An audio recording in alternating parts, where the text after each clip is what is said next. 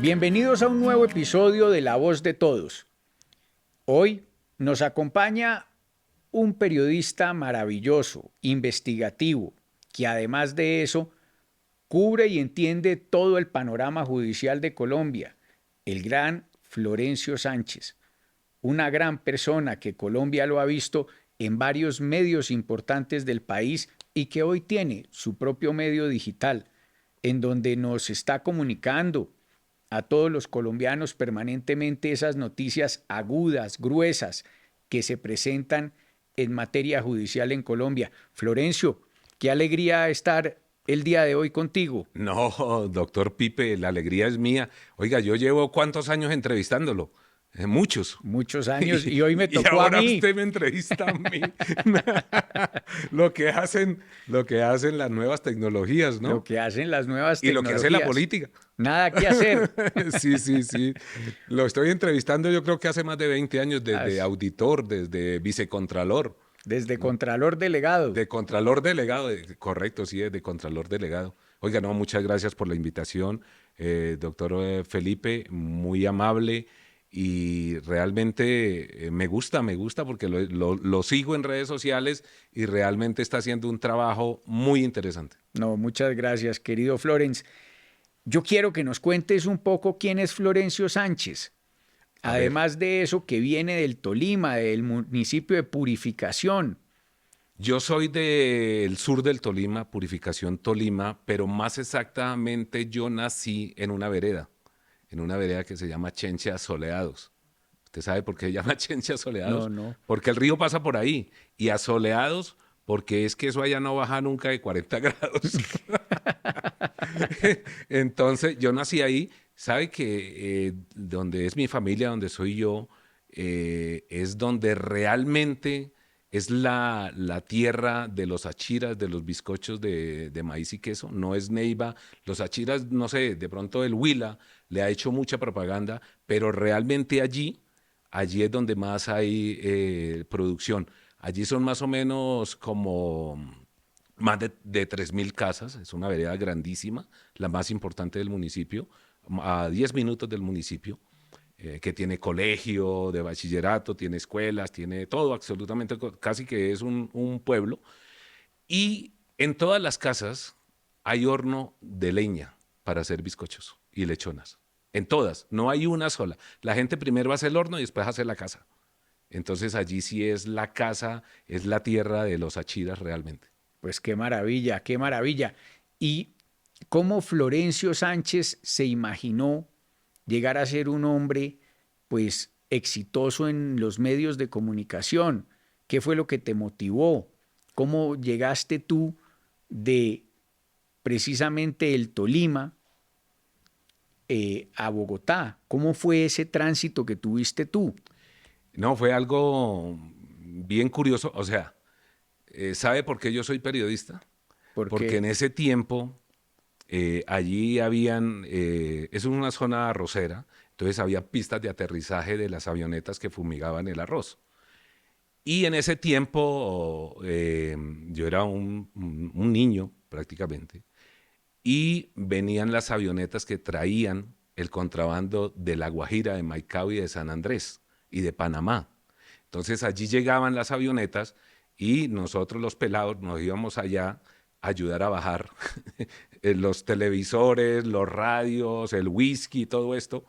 Y entonces no nos pagaban, pero nos regalaban cosas. Y a mí me regalaron un radio. Y yo ahí empecé a escuchar radio y empecé a escuchar, me volví fanático de RCN Radio. En ese tiempo, Juan Gosaín, todos los periodistas de ese tiempo, escuchaba las vueltas a Francia, las vueltas a Colombia, la vuelta a España, y yo me aprendí absolutamente, porque yo no quería ser periodista judicial, yo quería ser era periodista deportivo, desde pequeño y pues en el colegio, en la escuela. Y ahí fue donde me entró ese amor por el periodismo y dije, yo voy a ser periodista y voy a ser periodista. Entonces, terminé bachillerato, terminé bachillerato en Prado, Tolima, y nos vinimos para Boyacá, Villa de Leyva, un paseo de esos de bachillerato. Cuando llegué a Bogotá, yo dije, me voy a matricular y empecé a buscar universidad. Y en ese tiempo había una beca que daba Ecopetrol a los que salieran los mejores puntajes del IFES. Y yo me gané esa beca. Yo fui el No, primero imagínate. en el colegio. En el colegio que terminé firmemente en Saldaña, ahorita le cuento porque me conocen en todos los colegios, cada año voy a un colegio diferente a celebrar con los exalumnos. Yo terminé en un colegio que se llama General Pinto en Saldaña y allí yo fui el primero de todo el colegio, entonces me dieron, vine y averigüé, yo averigüé que había una beca, fui a la ECTS a averiguar y me dijo, no, usted tiene una beca crédito, que era que le pagaban a uno una parte y dejaban un poquito para cuando uno se graduara y empezara a trabajar por el puntaje que tenía. Entonces vine, averigüé eso y me quedé en Bogotá. Yo ni me acuerdo a dónde dormía ni a dónde comía. Tenía algunos familiares que vivían acá. Y entonces fui y busqué universidad y me matriculé. Yo soy de la Universidad Jorge Tadeo Lozano. Me matriculé allí y llamé a mi mamá y le dije, yo me quedo en Bogotá y dijo, ¿y qué se va a quedar? No, no, ya yo estoy estudiando. Y empecé a estudiar comunicación social, periodismo. Había una academia aquí que se llamaba el Centro de Comunicaciones que daban locución y producción de radio y televisión, que era de David Cañón, que era el director de deportes de RCN Radio. Yo siempre buscando, entonces como en los partidos promocionaban, entonces yo fui, busqué y también me matriculé. Y hice locución y producción de radio y televisión al tiempo que hacía La carrera la de carrera de periodismo. comunicación. Y ahora le cuento cómo llegué a RCN Radio, porque primero trabajé en RCN Radio. Esa es la historia, digamos. Esa era, mi abuela también era aficionada a los radios. Ella andaba con un radio, con dos radios, se gastaba la plata comprando radios. Y leía, todo el tiempo había eh, radios en la casa con noticias, sobre todo. No tanto con música, sino con noticias. Y por eso fue el amor a las noticias. ¿Y cómo llegas entonces a RCN Radio y luego a RCN Televisión? A ver, llego a RCN Radio porque estaba David ahí, David era profesor de nosotros, estaba Marco Antonio Cañón, que era el hermano, que también nos daba producción de televisión, él tenía una productora de televisión, y entonces, como estaba en la universidad, entonces en ese tiempo nos ponían a hacer unas prácticas, no tanto a finalizándola, sino como, si uno se las conseguía, las hacía desde el segundo o tercer semestre. Entonces le dije a David Cañón que yo necesitaba hacer unas prácticas y dijo, lo listo. Pues llegué a RCN a hacer prácticas con el mejor equipo de deportes que había en ese momento. Estaba Óscar Restrepo Pérez, Esteban Jaramillo, el mundialista Sergio Ramírez, David Cañón, Chalo, González, no, los que mandaban en el fútbol en Colombia y en el deporte. El profesor Héctor Urrego Caballero, que transmitía las vueltas a España, todo el ciclismo. Imagínense, yo, eso fue una cuestión de 3 años. O sea, en 3 años ya yo estaba sentado en una cabina al lado de los que yo quería estar, al lado de Juan Gozaín. O sea, y eso fue relativamente muy fácil. Entonces yo hice, estaba terminando la carrera y todo eso, y estuve, se acabaron los 6 meses de las prácticas y me dijeron, bueno, se acabaron se va. Y le dije, no, yo no me voy. Y le dije a David Cañón y le dije a Juan Gozaín, yo no me voy de acá hasta que no me contraten. Y me quedé hasta que me contrataron. Hasta que me contrataron, me quedé ahí, estuve 2 años en RCN Radio haciendo deportes realmente, cubriendo Santa Fe, Millonarios, teníamos con David Cañón un programa que era chistoso, que yo nunca lo he vuelto a ver, hacíamos tenis y golf en radio, en No Antena puede 2. ser. Imagínense, era una cosa, nosotros transmitíamos tenis y golf y todos los días hacíamos un programa de ese, se llamaba RCN Sport Club en ese tiempo. Era bien interesante porque pues uno ve estos deportes en televisión, pero no lo veía en radio y era bien exitoso. ¿Y cómo llega Nitza a tu vida? ¿Cómo se A conocen ver, con Nitza? Nitza, ¿Cómo fue ese, eso ese es, enamoramiento con Nitza? eso es bien curioso también, porque cuando yo estaba estando en bachillerato, también había que hacer un trabajo social. Entonces, en el colegio, ya yo me había ido para otro colegio y en el colegio donde yo había hecho primero, segundo, como hasta tercero, cuarto, faltaba un profesor. Y como yo tenía que hacer en el sexto, tenía que hacer clases o un trabajo social, entonces me dijo el rector del colegio, pues como tú eres de acá y necesitamos un profesor de educación física, entonces, porque no hay profesor, no hay con qué pagarlo, entonces le dije, bueno, listo, yo hago las prácticas como profesor de educación física. Y ella vivía cerca al colegio donde yo daba las clases, entonces la veía. Pero en ese tiempo, digamos, yo tenía, no sé, 18, 19 años, ella tenía 9, 8 años. No puede Sí, ser. sí. Yo la conozco desde chiquita porque las familias de nosotros éramos muy Muy amigos, cercanos. cercanos. Y entonces la conozco desde muy chiquita. Y entonces ella siempre nos veíamos y nos poníamos a hablar y se iba para mi casa y yo iba a la casa de ella. Ahí quedaba cerca, la mamá de ella es enfermera, entonces en ese sitio quedaba la policía, quedaba el centro de salud, quedaba Telecom, entonces era un sitio como de reunión. Y yo salía de dar clases y me iba a hablar con ella y a hablar con la familia y desde ahí la conocí. Después, pues como yo me vine para la universidad, ya casi no iba al pueblo. Algún día para una fiesta la encontré y volvimos a hablar y ahí empezó, hasta que nos casamos. Es una historia muy Muy bonita. bonita, Sí, muy sí, sí, sí, bonita. sí, sí, sí. Toda una vida. Toda una vida, toda una vida. Y sabe que hay muchos amigos de la generación mía que se casaron con chicas de otras regiones del país Ujú. y ha sido difícil, muchos inclusive se han separado.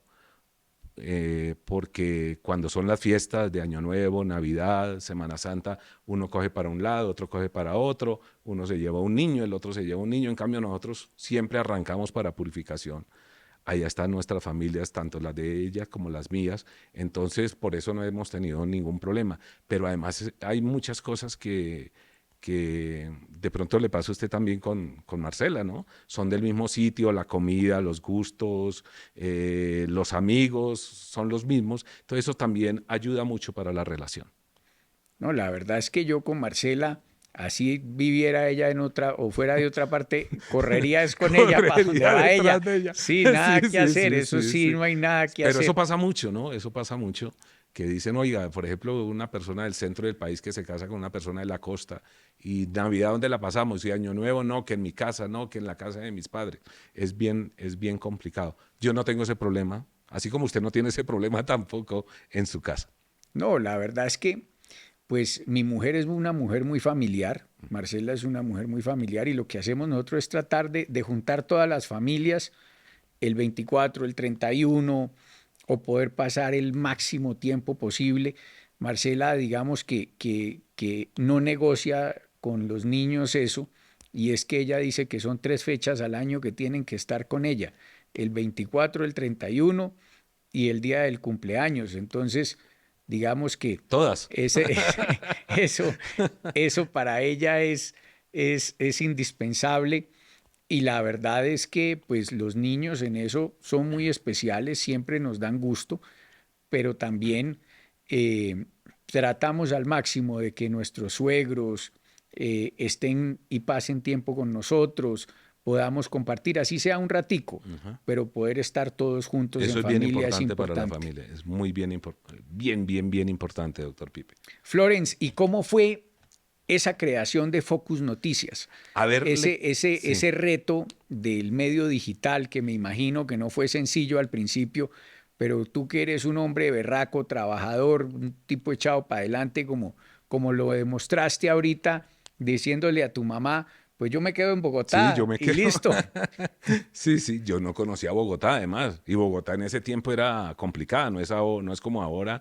El centro de Bogotá, donde uno generalmente se movía, donde quedaba la universidad, era bien complicado. Usted recuerda la 19 cómo era la séptima, era A mí bien y peligroso, ¿no? Me tocó Bogotá sin Transmilenio. Claro, Y había me tranvía. tocó, sí, eso era pesado, era una época Sí, dura. Y a mí me durísimo. tocaba en la primera con 12 que es el externado.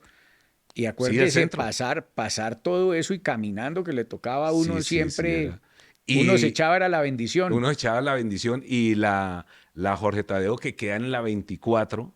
ahí entre la 22 y la Sí, la tengo 24. O clarísima. sea, ese sitio que era un sitio de burdeles, un sitio de moteles, un sitio de cantinas, todo eso era bien complicado en ese momento. A ver, pues entonces le contaba, yo estuve en RCN, radio, luego era el corresponsal en Bogotá de Telecaribe y Telepacífico, hacíamos un programa también con Ernesto Macabla que él hacía que se llamaba Mundo Costeño en Barranquilla y yo era el corresponsal en Bogotá y trabajaba también con Jorge Cura, era el corresponsal también de, de Telecaribe y de Telepacífico de 90 minutos.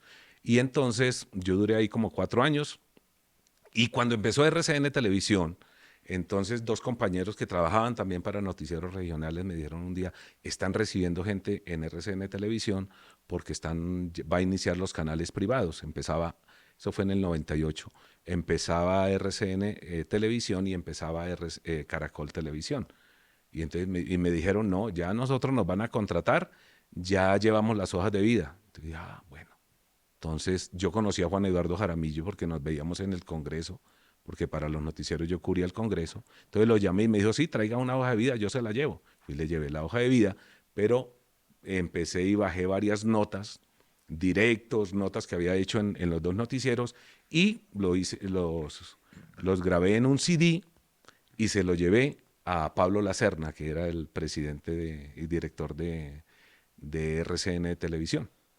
Y entonces lo llevé y me entrevistó Pablo y me dijo, bueno, aquí necesitamos, ¿usted qué hace? Y yo le dije, no, esto, tal cosa. Eh, ¿Y cuánto se quiere ganar? Y yo le dije, mire, yo me gano esto,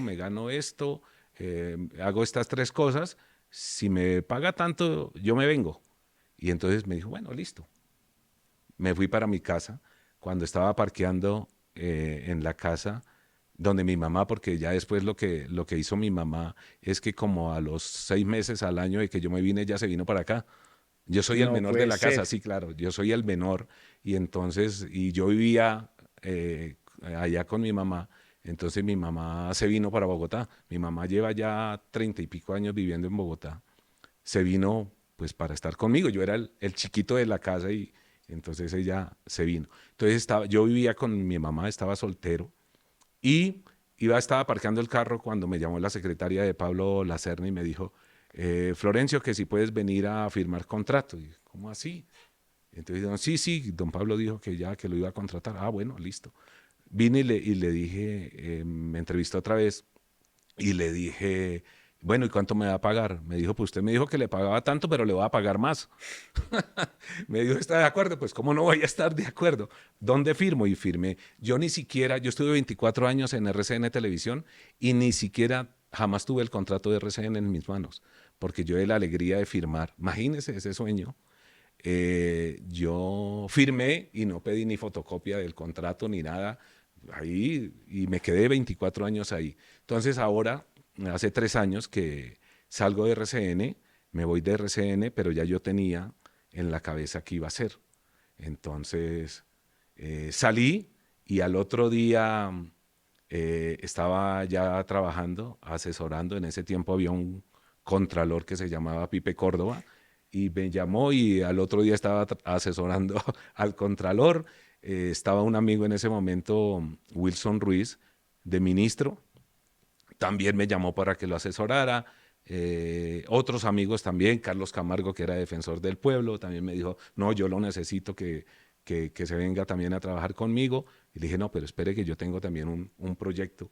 Y yo creo que como a los 3, 4 días ya tenía montado lo que era Focus Noticias. Hicimos con Rafael Poveda, que ya tenía montado algo digital, como 2 o 3 transmisiones, porque en ese momento empezaba las audiencias de Álvaro Uribe. Y eso, dije, este es el momento de empezar. Y ahí empezamos y ahí empezó a crecer Focus Noticias y empezamos a transmitir las audiencias. Porque yo creo que lo de las audiencias ha sido una cosa muy exitosa, doctor Pipe, porque es una novela, cada capítulo, cada audiencia es una novela. No, y Y, cada caso es y una cada caso novela. es una novela. Y luego viene el caso de Johnny Leal, el caso de Mauricio Leal, que fue asesinado por Johnny y que mató a la mamá del estilista y a su propio hermano. Entonces ahí se disparó el canal, afortunadamente. Y después ya vienen muchas cosas, digamos, vienen muchos casos que le hemos hecho seguimiento y que tenemos una biblioteca en Focus Noticias donde está, por ejemplo, de Álvaro Uribe, desde la primera audiencia hasta la última audiencia, hasta el día de hoy. Y eso no lo tenía, eso no lo tiene ni la rama judicial colombiana. Imagínate. Eso no lo tiene el Consejo Superior de la Judicatura, no la tienen las Cortes, no lo tiene nadie. Eso lo tiene ahora Focus Focus Noticias. Noticias. Entonces, le ha gustado muchísimo, muchísimo a la gente. Qué bueno, qué bueno. Yo me alegro mucho, Florence, por ese éxito que tú has tenido. Tú que has sido un hombre que ha visto tantas cosas que han sucedido en este país en materia judicial, ¿cómo sientes hoy este Colombia?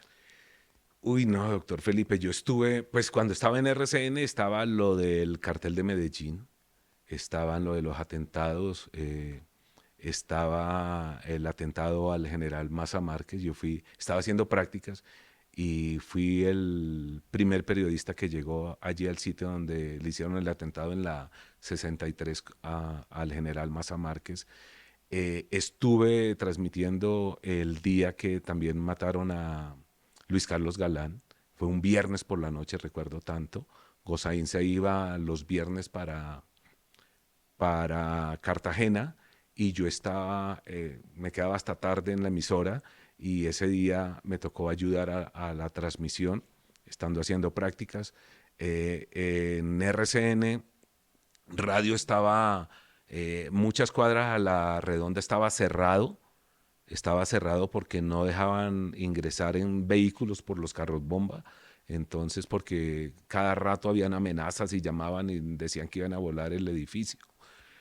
Salía uno y en ese tiempo, ¿se acuerda que habían unos almacenes de electrodomésticos Murcia? Sí, claro. Que habían en la 19 y una vez estábamos en la 19 cerca donde funcionaba Caracol y estábamos por ahí cerca en una tienda y pusieron una bomba ahí y volaron el almacén. No, era una cosa de zozobra. Luego viene también el carro bomba del DAS, el del centro comercial ¿Tú también. sientes que volvimos a esa época?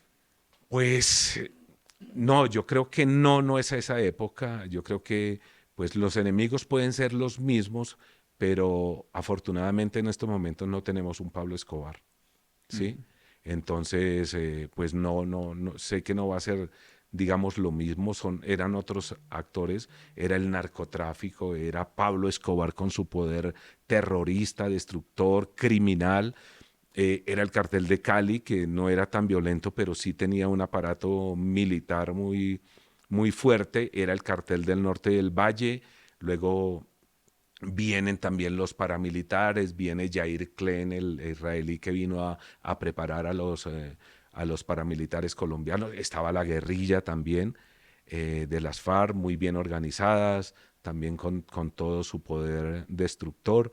Yo creo que no es lo mismo, no es lo mismo, pero sí es muy preocupante. O sea, estos días con lo del senador Miguel Uribe, pues a todos nos da ese temor, porque seguramente las investigaciones van a parar en lo mismo. O sea, y ojalá no sea así, pero pues la historia se repite, ¿sí? O sea, los violentos van perfeccionando su forma de actuar, pero realmente siempre se unen los mismos. Entonces, ojalá no sea, pero es muy posible que detrás de lo de Miguel Uribe, del precandidato Miguel Uribe, vaya a salir el narcotráfico, vayan a salir disidencias de las FARC, o vayan a salir paramilitares, Plan del Golfo, bandas criminales, ¿sí? La Terraza, todas estas bandas criminales que se dedican a este tipo de actividades ilegales, pero hoy no tienen esa infraestructura realmente que tenían en ese momento.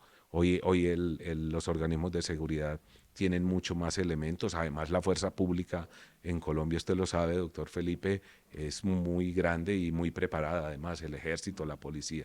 Entonces, yo creo que no es lo mismo, pero sí, estos días yo he dormido y he amanecido con mucha desesperanza, pero sobre todo con mucha incertidumbre. Eso es lo que yo creo que está sintiendo el pueblo colombiano. Pues qué desafortunado, porque el problema más grave no solamente por el horroroso, deleznable ataque a Miguel Uribe, sino porque es que están sacando a nuestros niños, como el caso en Jamundí Valle, en donde sacaron a plena luz del día a un niño, 5 hombres con fusiles. Están bombardeando con drones en varias partes de la Sí. geografía del país. Y eso pues definitivamente hace que uno se preocupe mucho más por las circunstancias del país. Pero querido Florence, tú en esta coyuntura, en este momento del país, eh, ¿cómo sientes que va a ser el reto de un periodismo digital?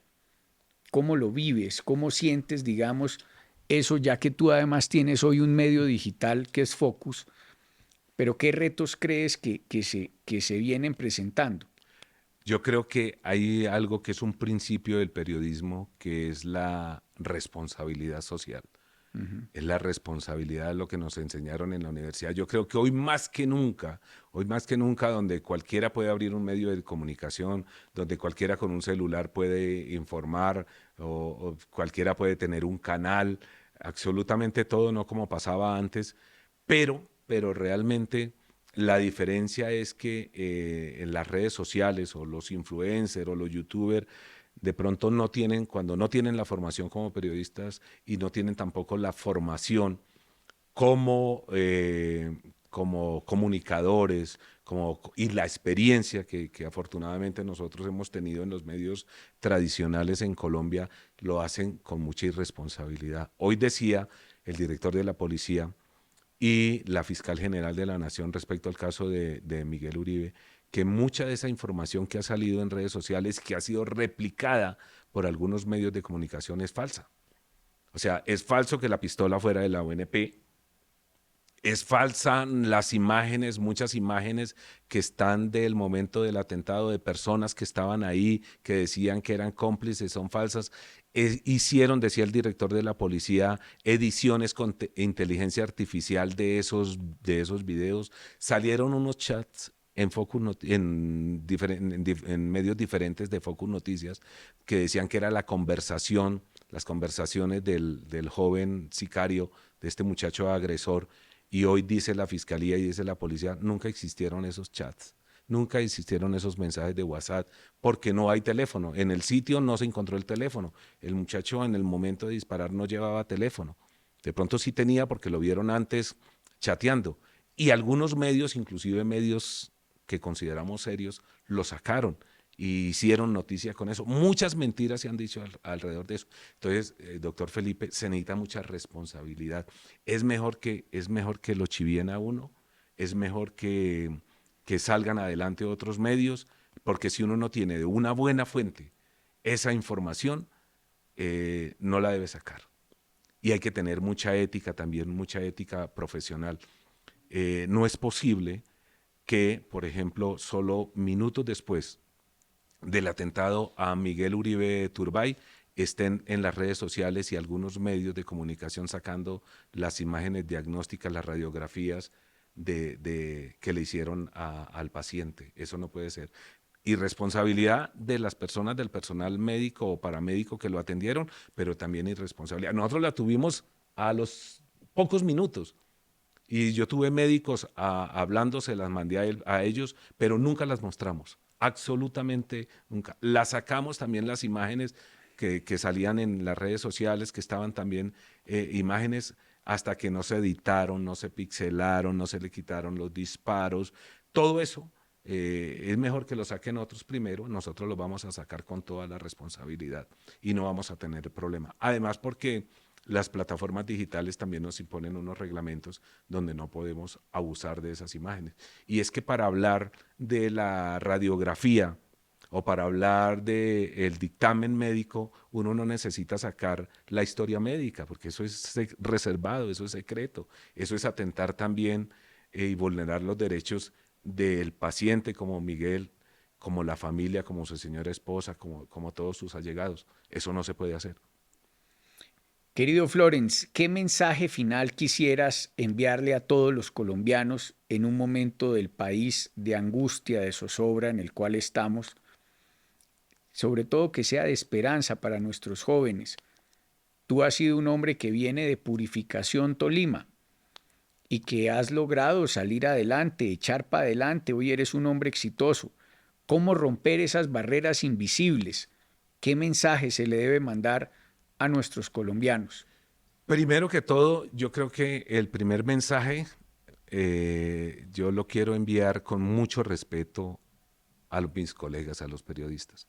Porque es que aquí decimos, sí, los políticos tienen encendido este país, todos los días se insultan, pero ¿para qué le soltamos un micrófono a y en nuestras redes sociales de un medio, a un político que se dedica a eso?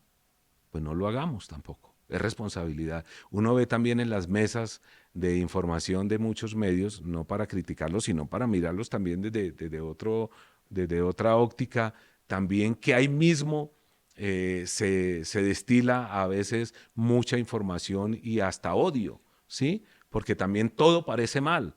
O sea, sé que tenemos por primera vez en Colombia un presidente de izquierda, pero también a veces por hacer oposición mediática, que infortunadamente eso no se hacía en Colombia, aquí la imparcialidad periodística se mantuvo, ahora no, algunos medios se han casado con una corriente política, con otra, y no pasa aquí, pasa en Estados Unidos, lo vimos con la elección del presidente Donald Trump, pasa en Francia, pasa en Alemania, pero digamos, las esencias, los principios del periodismo no deben olvidarse.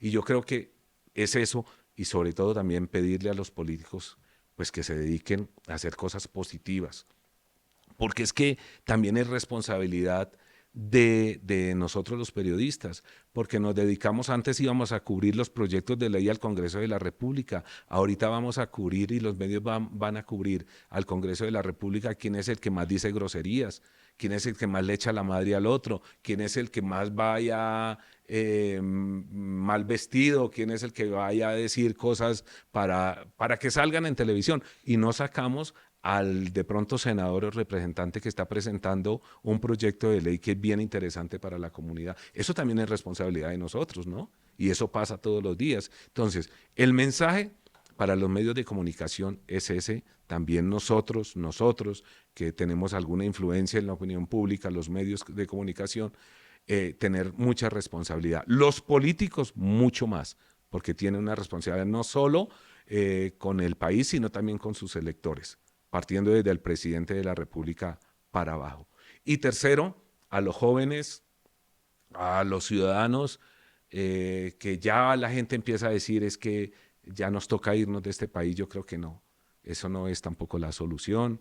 La solución es quedarnos acá, la solución es desde nuestros trabajos, desde nuestras ocupaciones, nuestro rol como ciudadanos, aportar para que todos los días el país esté mejor, para que todos los días podamos salir adelante. Colombia es maravilloso, o sea, Colombia tiene cosas que no tienen muchos países del mundo, y eso hay que aprovecharlo. No hay que perder la esperanza. Yo sé que esto de pronto que está pasando y con Miguel Uribe, y que ojalá Dios Todopoderoso lo cuide y lo recupere, yo creo que es una lección para que no volvamos a lo que pasaba hace 30 años y podamos seguir saliendo adelante, doctor Felipe. Y los jóvenes que estudien, que estudien, que estudien, que se preparen. Ahora el que no estudia es porque no quiere, que se preparen, y que también el gobierno, las entidades les colaboren y les ayuden para que puedan salir adelante. Ese es como el mensaje para los colombianos, si es que podemos darle un mensaje desde nuestra posición, doctor Felipe. Muchas gracias, querido Florence. Y a todos ustedes, muchas gracias por acompañarnos el día de hoy en otro episodio de La Voz de Todos. Recuerden, aquí su voz cuenta.